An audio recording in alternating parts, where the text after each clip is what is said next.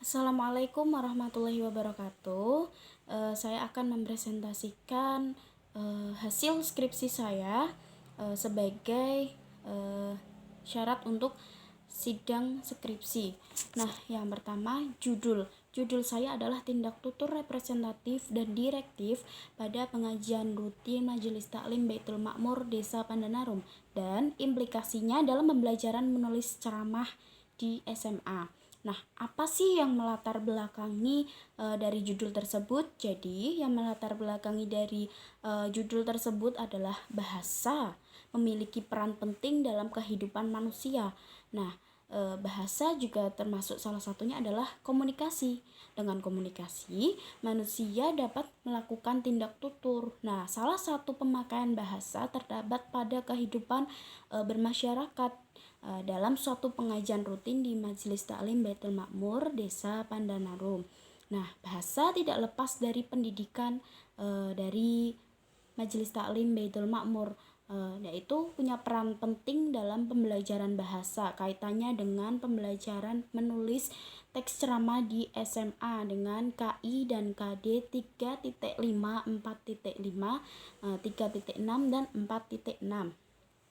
Kemudian di dalam pembelajaran menulis teks ceramah biasanya ditemukan siswa-siswi menggunakan sosial media sebagai alat untuk atau sumber mereka untuk menulis teks ceramah. Nah, peneliti tidak ingin segampang itu, jadi mereka harus ada usaha yang lebih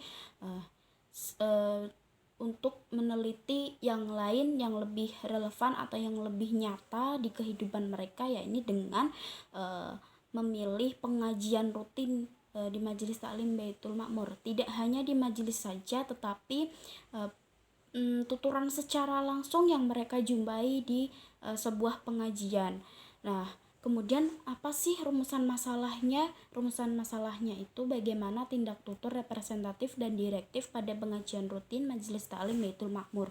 Kemudian bagaimana sih implikasi dari hasil analisis pada pembelajaran menulis ceramah yang memiliki tujuan tindak tutur representatif, mendeskripsikan tindak tutur representatif dan direktif pada pengajian rutin di Majelis Taklim Baitul Makmur, dan juga mendeskripsikan implikasi hasil analisis pada pembelajaran menulis ceramah di SMA. Manfaatnya apa sih? Manfaat secara teoretis menambah hasanah bahasa, kemudian sebagai acuan analisis tindak tutur, dan juga menyumbangkan pemikiran dari peneliti untuk pembaca. Nah, untuk manfaat praktisnya bagi peserta didik, menulis teks ceramah dari pengajian yang pernah diikuti. Bagi pendidik untuk pembelajaran bahasa. Kemudian tinjauan pustaka dari penelitian ini yaitu mengambil 8 peneliti terdahulu yang relevan. Di antaranya terdapat persamaan pada variabel pertama, yakni kajian yang sama-sama mengambil tindak tutur. Kemudian perbedaannya pada jenis tindak tutur dan objek kajiannya. Nah, landasan secara teoretis, teori tindak tutur itu saya mengambil dari teorinya Shirley. Nah, yang menggolongkan tindak tutur ilokusi dalam aktivitas bertutur itu 5 macam bentuk tuturan, diantaranya representatif, direktif, ekspresif, komisif, dan deklarasi. Tetapi dalam penelitian ini, peneliti hanya mengambil 2 bentuk tindak tutur, yakni tindak tutur representatif dan tindak tutur direktif, karena dua-duanya sama-sama sangat berkaitan dalam objek penelitian tindak tutur di pengajian rutin Majelis Taklim Baitul Makmur. Nah, jenis penelitian ini adalah kualitatif, tempat dan waktunya memerlukan waktu dan tempat yang khusus, karena waktu penelitian itu menyesuaikan jadwal yang ada di Majelis Taklim Baitul Makmur. Kemudian untuk tempatnya juga ada majelisnya sendiri. Nah, data dan sumber data. Dari data, peneliti mengambil penggalan tutur yang terdapat di Majelis Taklim Baitul Makmur yang diduga terdapat tindak tutur representatif dan tindak tutur direktif. Nah, kemudian sumber data. Tuturan dalam sumber datanya berupa tuturan dalam Majelis Taklim Baitul Makmur yang terdapat tindak tutur representatif dan tindak tutur direktif. Nah, teknik analisis atau teknik pengumpulan datanya adalah SBLC, simak bebas libat cakap, di mana peneliti tidak terlibat dalam dialog penutur kepada mitra tuturnya saat menyampaikan keterangan-keterangan pengajian tersebut. Kemudian ada teknik rekam. Peneliti menggunakan teknik rekam karena sebagai mengingat-ingat dan untuk mengulang-ulang apa sih yang disampaikan. Nah, terakhir ada teknik catat. Sebenarnya teknik catat dan teknik rekam bisa dilakukan secara bersamaan.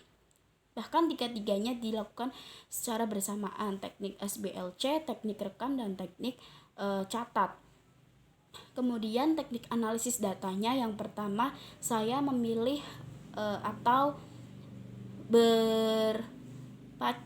mengacu pada teorinya Miles and Huberman, yang diantaranya teknik analisis yaitu pengumpulan data, kemudian ada redukasi atau menajamkan analisis yang menggolongkan bahwa ini termasuk dalam tindak tutur representatif atau tindak tutur direktif. Nah, kemudian ada penyajian data. Yang terakhir ada penarikan kesimpulan. Nah, penarikan kesimpulan itu untuk menyesuaikan yang benar-benar sesuai dengan tindak tutur representatif dan direktif, yaitu ada penarikan kesimpulan sementara dan penarikan kesimpulan yang sesuai atau yang sesungguhnya. Nah, kemudian dari hasil dan pembahasan tindak tutur representatif itu adalah mengikat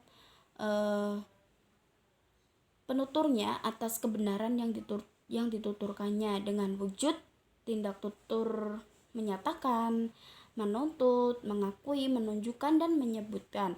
Kemudian ada tindak tutur direktif, yaitu tindak tutur yang dilakukan agar penutur melakukan apa yang dikatakan penutur,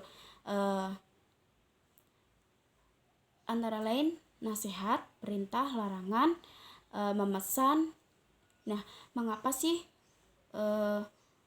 peneliti hanya memilih 5 wujud atau 5 jenis tindak tutur saja? Karena yang terdapat dalam objek kajian atau objek pengajian tersebut itu hanya 5 saja. Nah, di antaranya yang dari tindak tutur representatif yaitu menyatakan, menuntut, mengakui, menunjukkan, dan menyebutkan. Nah, dari tindak tutur direktif nasihat, pernyataan, larangan, perintah, dan memesan. Dari jumlah data yang peneliti temukan itu ada 60 data. Nah, kemudian ada 83 data analisis, diantaranya tindak tutur representatif menyatakan ada 10 data analisis, tindak tutur representatif menuntut ada 9 data analisis, tindak tutur representatif mengakui ada 2 data analisis, tindak tutur representatif menunjukkan ada 7 data analisis, dan tindak tutur representatif menyebutkan ada 11 data analisis. Nah, pada tindak tutur direktif ada nasihat yang berjumlah 15 data analisis, kemudian ada pernyataan dengan 3 data analisis, kemudian larangan 13 data analisis, kemudian tindak tutur direktif memerintah ada 10, dan tindak tutur direktif memesan ada 3 data analisis. Jadi keseluruhan data analisis ada 83. Nah, pada kesimpulannya atau implikasinya yaitu dari hasil penelitian ini nantinya bisa dijadikan wawasan atau referensi bagi peserta didik bahwasanya terdapat tindak tutur atau terdapat tuturan yang ada di sebuah pengajian yang bisa mereka jadikan sebagai acuan untuk penulisan pembelajaran teks ceramah di kelasnya. Kemudian untuk pendidik itu dapat memberikan pengajaran menulis teks ceramah dan tindak tutur sehingga peserta didik dapat menggunakan bahasa Indonesia dengan baik dan benar dalam penulisan teks ceramahnya. Baik, demikian yang dapat saya sampaikan, kurang dan lebihnya mohon maaf. Wallahul muwaffiq ila aqwamit thoriq. Wassalamualaikum warahmatullahi wabarakatuh.